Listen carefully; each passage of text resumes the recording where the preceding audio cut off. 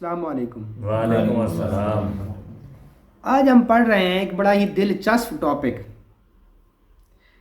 جنات کی انسانوں کے ساتھ دشمنی کیوں ہے؟ جی جنات انسانوں کے ساتھ ہم انسانوں کے ساتھ دشمنی کیوں رکھتے ہیں؟ ہم نے جنات کا کیا بگاڑا ہے؟ جی سوال پیدا ہوتا ہے نا۔ بالکل۔ اکثر آپ نے ماؤں سے سنا ہوگا بیٹا چپ ہو جاؤ، جنات آ جائیں گے یہاں پہ، جن آ جائیں گے یہاں پہ۔ تو انسان کی جنات سے کیا دشمنی ہے؟ انسان کی جنات سے کیا دشمنی ہے؟ دراصل ہماری انسانوں کی جنات سے کوئی دشمنی نہیں ہے۔ جنات کی دشمنی تھی آپ کے اور میرے والد حضرت آدم علیہ السلام سے۔ آدم علیہ السلام، بالکل ٹھیک ہے، جب آدم علیہ السلام ابھی نہیں بنے تھے، جب آدم علیہ السلام نہیں بنے تو تب زمین بن چکی تھی، پہلے صحیح زمین بن چکی۔ پھر زمین پر کون رہتا تھا؟ سائنس کہتی ہے زمین پر ڈیناسار رہا کرتے تھے، اسلام کہتا ہے زمین پر جنات رہا کرتے تھے، جنات رہتے تھے۔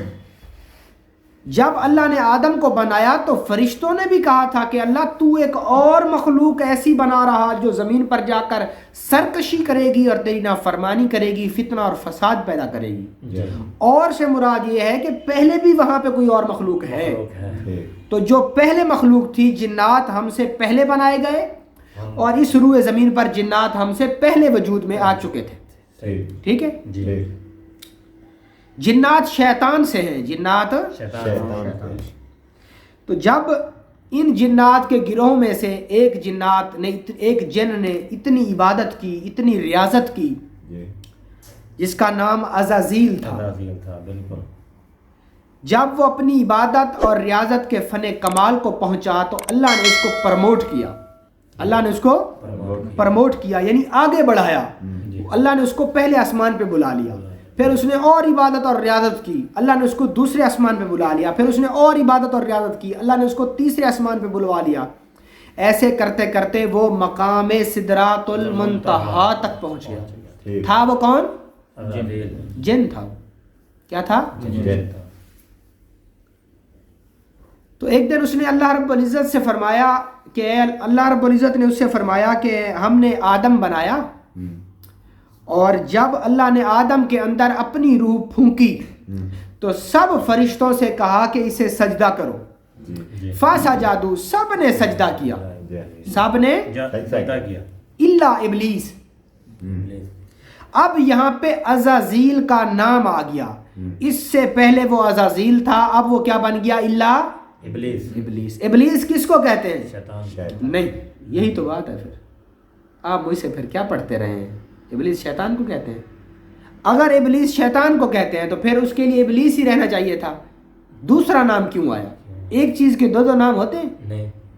اگر دو نام ہیں تو پھر شخصیتیں بھی دو ہیں۔ یہ پین ہے نا، تو اس کو پین نہیں کہیں گے، اس کو آپ سیاہی بھی اسی کو ہی کہہ دیں گے؟ نہیں، ابلیس اللہ نے اس لیے کہا کیونکہ اس وقت وہ تکبر میں آ چکا تھا، اس نے کہا نہیں میں اسے سجدہ نہیں کروں گا۔ تو اللہ نے کہا فسجدوا الا، سب نے سجدہ کیا سوائے ابلیس کے۔ ابلیس اسے کہتے ہیں جو تکبر کرے، ابلیس شیطان کو نہیں کہتے۔ اس دور میں بھی ابلیس پھر رہے ہیں، کوئی بھی شخص اگر تکبر کرے تو وہ ابلیس ہے، کیونکہ جو تکبر کرتا ہے وہ ابلیس ہے۔ ٹھیک ہے، ابلیس کا تعلق شیطان سے نہیں ہے۔ یہ تو پھر اللہ نے جب اسے کہا کہ تو نے سجدہ کیوں نہ کیا، تو اس نے پھر جب کہا کہ اللہ تو نے میرے سامنے اس کو مٹی سے بنایا، پھر وہ مٹی جس کے اندر خمیر لگ گیا، گندگی لگ گئی، اس کے اندر میل چڑھ گئی، ہمارے سامنے تو نے بنایا، میں اس سے بہتر ہوں۔ کیا؟ میں تب اللہ نے فرمایا آبا واستکبارا وکانا من اب تو کیا ہو گیا؟ کافر من الکافرین، اب تو جھٹلانے والوں میں سے ہو گیا، لہذا نکل جا۔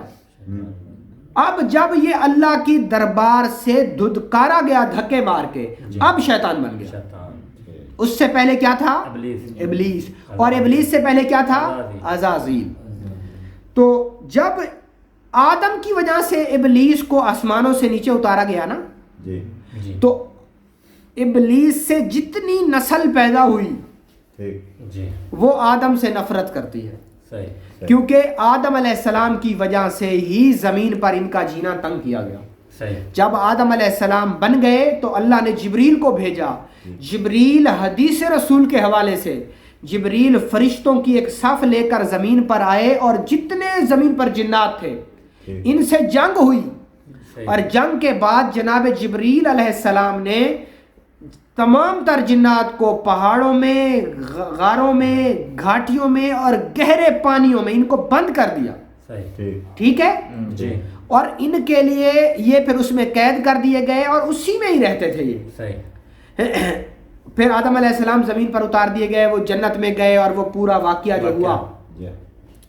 جب آپ جنت میں سے زمین پر آئے تو تب تک جنات بند ہو چکے تھے.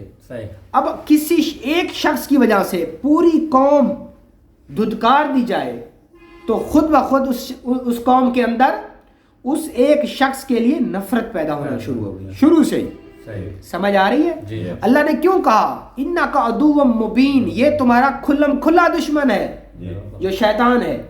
ٹھیک ہے. تو جب حضرت سلیمان علیہ السلام کا دور آیا تو تب جنات کو آزاد کیا گیا. جنات کو کس ٹائم؟ رات کے وقت. کیا؟ کہ جو دن ہے وہ انسانوں کے لیے ہے اور جو رات ہے وہ جنات کے لیے ہے.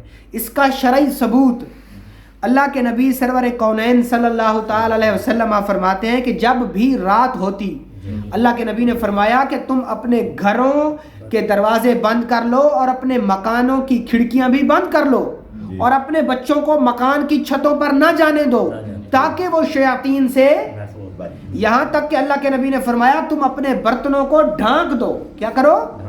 تاکہ شیاطینی جنات تمہارے ان برتنوں کا استعمال نہ کر سکیں. سمجھ آ رہی؟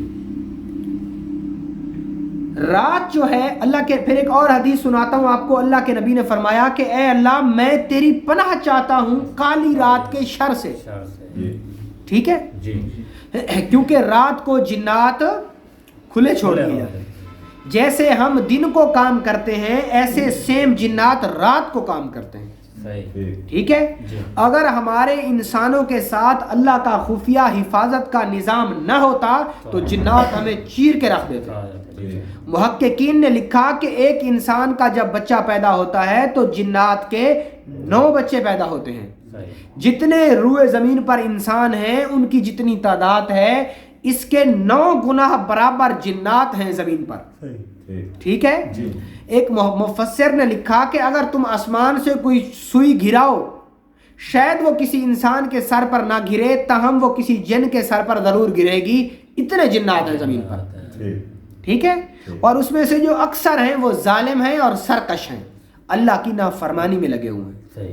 ٹھیک ہے جی. سمجھ آ گئی آپ کو؟ جی بالکل. اب پتہ چلا کہ انسان کا شیطان یا شیطانی جنات انسان کے کیوں دشمن ہیں. اچھا شیطان کی مؤنث نہیں ہے، شیطان کی بیوی نہیں ہے. پھر اولاد کیسے پیدا ہوتی ہے؟ شیطان اپنی دونوں رانوں کو آپس میں مسلتا ہے تو اس سے شیطان کی اولاد پیدا ہوتی ہے. ٹھیک ہے. اس طریقے سے شیطان ہر جگہ کھڑا ہے. جہاں جہاں انسان ہے وہیں وہیں شیطان بھی ہے اور شیاطینی جنات بھی ہے. تم اپنے کپڑے اتار کر رکھو تو اللہ کے نبی نے فرمایا جب تم کپڑے پہنو تو دعا کر کے پہنو، جب اتار کے رکھو تو دعا پڑھ کے رکھو تاکہ تمہارے کپڑے شیاطینی جنات استعمال نہ کر سکیں. ٹھیک ہے. جب بھی کوئی چیز کھاؤ اور پیو دعا پڑھ کے کھاؤ. کیوں؟ تاکہ تمہارے ساتھ شیاطینی جنات بیٹھ کر نہ کھائیں. حتیٰ کہ اپنی بیوی سے مباشرت کرو تو اس کی بھی دعا ہے، دودھ پینا ہے تو اس کی بھی دعا ہے، بیت الخلاء میں جا رہے اس کی بھی دعا ہے، اب آئینے میں اپنا عکس دیکھ رہے شیشے کے اندر تو اس کی بھی دعا ہے. ٹھیک ہے. ان چیزوں سے محفوظ رہنے کے لیے سرور کونین صلی اللہ تعالی علیہ وسلم نے مسنون دعائیں سکھائی.